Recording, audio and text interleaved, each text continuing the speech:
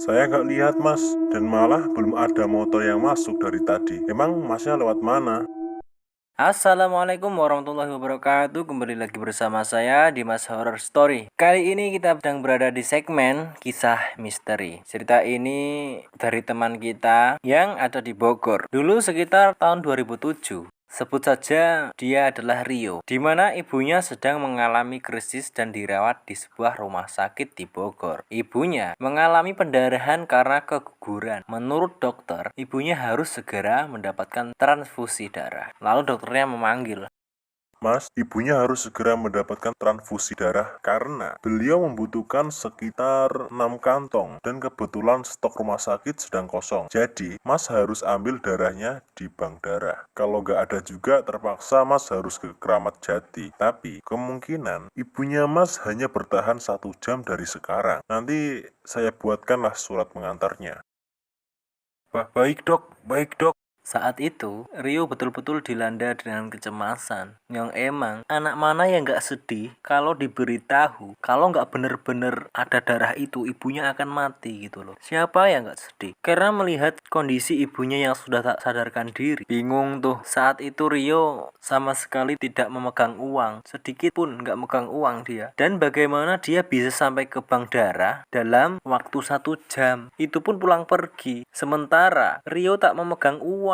Ditambah lagi, jika stok di Indrapaksa habis, maka dia harus pergi ke Keramat Jati. Sungguh tidak akan cukup waktunya. Setelah mendapatkan surat pengantarnya, Rio bergegas berniat berlari hingga sampai ke bank darah tersebut. Sementara di luar itu cuacanya gelap gitu, mau hujan, dan suara bergemuruh geledek itu sudah bersautan. Tandanya akan turun hujan deras. Rio di situ tak peduli karena utamanya adalah keselamatan nyawa ibunya. Di situ Rio berpikir bagaimana caranya mendapatkan darah dalam maksimal 45 menit. Itu pun pulang pergi. Kalau dipikir secara logika itu nggak masuk akal gitu. Hampir mustahil dia lakukan jika menggunakan kendaraan saja. Dari daerah Ciledug ke Indrapasta, kurang lebih itu 30 menit. Itu pun jika lalu lintas lancar. Tapi di situ Rio percaya atas kuasa ilahi, kebesaran Allah. Dia terus tuh berlari secepat mungkin.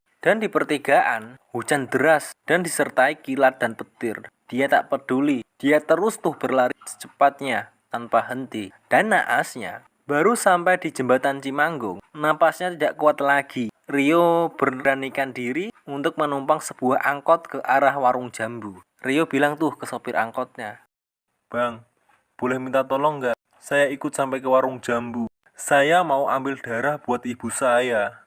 Tapi saya nggak punya ongkos. Tolong.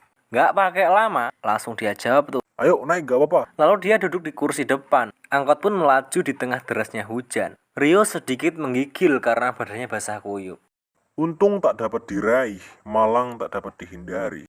Ketika angkot melewati rel kereta api, ada sebuah motor dengan lengah menabrak angkot yang Rio tumpangi. Terjadilah adu mulut antara sopir angkot dan pengendara motor. Waduh ya Allah.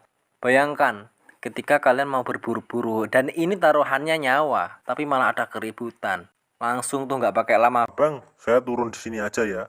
Terima kasih tumpangannya. "Oh iya," singkat jawab supir angkot. Dari rel kereta Pondok Rumput, Rio terpaksa berlari di tengah hujan dan petir.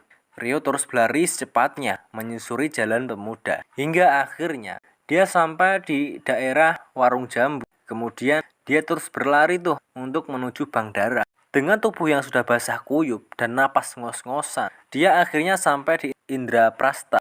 Suasana begitu sepi sore itu. Lalu dia masuk dan kemudian mengeluarkan surat mengantarnya. Dengan rasa lelah dan detak jantung yang tak beraturan, Rio hampiri tuh sebuah tempat yang mirip sebuah loket. Mbak, saya mau ngambil golongan darah AB 6 kantong. Ini surat mengantarnya.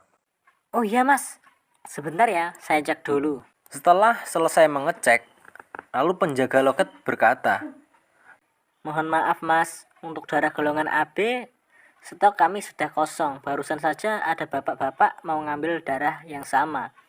Gak ada juga mas. Sekali lagi, mohon maaf. Der, hancur hati Rio ketika mendengar perkataan darah itu nggak ada. Sebenarnya masih ada satu harapan, yaitu ke Keramat Jati. Tapi ya nggak mungkin dengan waktu yang senipis itu. Dia mundur tuh dan bersandar di tembok depan loket tadi. Tak sadar tubuhnya lurus. Dia berjongkok sambil menutup mukanya dengan kedua tangan. Ya Allah, apakah ini waktunya? Aku harus kehilangan seorang ibu.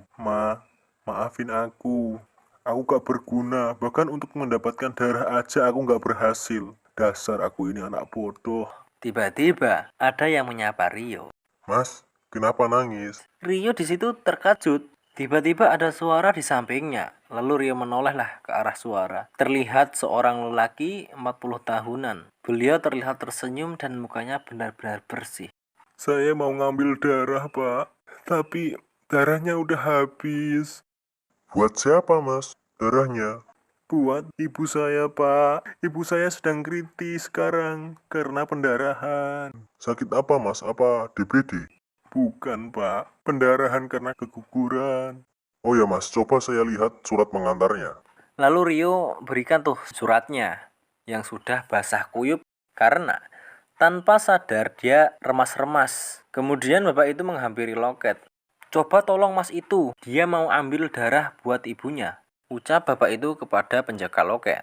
Mohon maaf Pak, untuk golongan darah AB, stoknya kosong. Sebelumnya juga ada bapak-bapak yang mau ambil darah yang sama, tapi ya nggak ada gitu kan. Coba cek sekali lagi, Mbak. Pinta dengan memaksa. Setelah itu mbaknya mengecek kan. Kembali tuh dia mengecek dan anehnya. Loh, kok ini ada ya Pak? Pas lagi ada 6 kantong. Padahal sebelumnya saya itu sudah mengeceknya. Nggak ada gitu. Tapi kok ini ada loh? Ya udah, berarti emang rezekinya masnya. Oh ya udah Pak. Bentar ya, saya siapkan dulu. Rio yang mendengar percakapan bapak itu sama penjaga loket, alhamdulillahnya itu ada. Seneng banget ya Allah. Dan di situ Rio nggak nyadari ya, dia itu melihat jam dinding. Tapi jam dinding itu ada yang aneh. Dia ingat betul ya, tadi dia berangkat itu jam 4:05 atau 10 menitan gitu ya. Tapi kenapa kok sekarang dia lihat di sini masih jam 4:20? Mana mungkin dia berlari dan melewati semua halangan itu tadi memakan waktu cuma 10-15 menit. Kan nggak masuk akal. Singkat cerita, sudah selesai tuh mbaknya tadi nyiapin darahnya. Tiba-tiba bapak itu memberikan darahnya yang Rio butuhkan. Kemudian Rio ambil tuh darahnya, yang ternyata sangat dingin seperti es. Mungkin baru diambil dari pendingin. Rio itu terima kasih tuh sama bapak itu. Pak, terima kasih banyak ya, Pak. Terima kasih, Pak. Bapak itu bertanya. Ibunya dirawat di mana, Mas? Di rumah sakit, Pak. Kebetulan saya juga mau ke sana. Ayo kita bareng. Oh iya, Pak, terima kasih. Rio semangat tuh. Yang tadinya sedih banget sekarang udah bahagia banget. Yang emang Rio ini berhasil membawakan darah yang ibu Rio butuhkan. Lalu Rio bersama Pak itu menuju parkiran motor ya, naik motor gitu. Dan ternyata di luar itu masih hujan. Sudah nggak ada kilat dan petir gitu ya. Rio tambah menggigil tuh di atas motor. Selama perjalanan, Rio tidak ada percakapan tuh antara Rio dan bapak itu. Di atas motor, Rio sempat berpikir, bagaimana mungkin darah yang sudah kosong, namun ketika bapak tadi minta cek ulang, darahnya masih ada. Dan lebih anehnya, kok pas sekali bisa 6 kantong. Tapi Rio di situ berpikir positif, ya mungkin alhamdulillahnya ini adalah kebesaran Allah. Selama naik motor, Rio sempat merasa aneh gitu, karena dia merasa melayang. Tidak seperti sedang naik motor, tapi suasana jalan itu seperti pada umumnya gitu. Ya sehalus-halusnya aspal itu setidaknya ada kerasa ya, numpak motor gitu kan, ganjel sedikit, ada lubang sedikit, atau ada ya gitulah, pokoknya kerasa itu. Tapi kok ini seperti melayang? Kan aneh. Tak lama kemudian, Rio telah sampai di parkiran rumah sakit. Dia turun tuh dari motor langsung menuju ke dalam. Namun, baru 2 langkah Rio berhenti. Dan teringat dia lupa mengucapkan terima kasih. Lalu Rio membalikkan badannya dan tiba-tiba Ternyata bapak itu sudah tidak ada. Tuh, tambah aneh kan ini. Rio lihat tuh kanan, kiri kok nggak ada. Kemana ini? Padahal baru 2 langkah. Kalau langsung pulang kan ada suara motornya. Ini kan nggak ada. Lalu dia menuju parkiran tuh dan bertanya kepada penjaga. Mas, lihat bapak-bapak nggak yang bareng saya tadi? Saya nggak lihat mas. Malah belum ada motor yang masuk dari tadi. Emang masnya lewat mana? Tuh, ini lebih aneh lagi. Barusan saya kan lewat portal, Mas. Gimana sih? Sumpah, Mas. Belum ada kendaraan masuk barusan. Dia berpikir lah, kok bisa? Padahal kan saya lewat situ kan. Masa nggak lihat dia? Pakai lama langsung, ya udahlah. Terima kasih ya, Mas. Lalu kemana bapak itu? Setelah itu, Rio masuk ke dalam ruang dokter berniat memberikan darah yang Rio bawa. Dok, ini darahnya sudah ada. Kata Rio. Loh, Mas, ngambil di mana darahnya? Saya ngambil di bank darah Indra Prasta. Dokter kaget. Mas, jangan bercanda, Mas. Masa iya? Dari sini pulang pergi cuma butuh waktu 20 menit. Kata dokter sambil heran. Dan benar saja, terlihat jam menunjukkan pukul 4:25 menit. Emang, dipikir secara logika, waktu itu tidak cukup untuk perjalanan pulang pergi. Singkat cerita, sudah selesailah lancar kan, transfusi darah. Intinya Rio di situ cuma bisa berterima kasih, berdoa kepada Allah.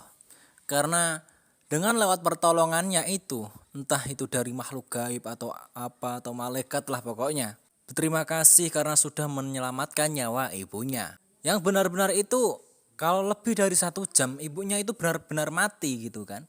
Tuh gimana ceritanya menurut kalian? Jangan lupa komen di bawah. Kalau kalian suka dengan video ini, jangan lupa tinggalkan like, komen, dan subscribe agar kami, Rimas Horror Story, semakin rajin upload video untuk kalian. Sekian, terima kasih. Wassalamualaikum warahmatullahi wabarakatuh.